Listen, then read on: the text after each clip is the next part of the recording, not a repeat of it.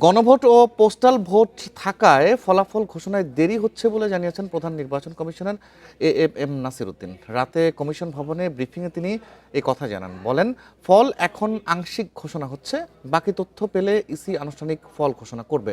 CEC বলেন, অতীতে নির্বাচন নিয়ে সন্দেহজনক অনেক কাজ হলেও এখনকার ফল দেখে সন্দেহ করা যাবে না। ইতিহাস ঘাটলে যে কোনো সময়ের মানদণ্ডের চেয়ে ত্রয়োদশ জাতীয় সংসদ নির্বাচন ভালো নির্বাচন বলে দাবি করেন সিইসি।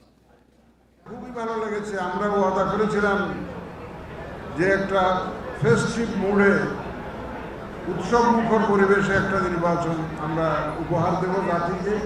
নিরপেক্ষ, একদম সম্পূর্ণ নিরপেক্ষ এবং ক্রেডিবল একটা ইলেকশন উপহার দেব, এবং আমরা বিশ্বাস করি আমরা এটা পেরেছি, উপহার দিতে পেরেছি।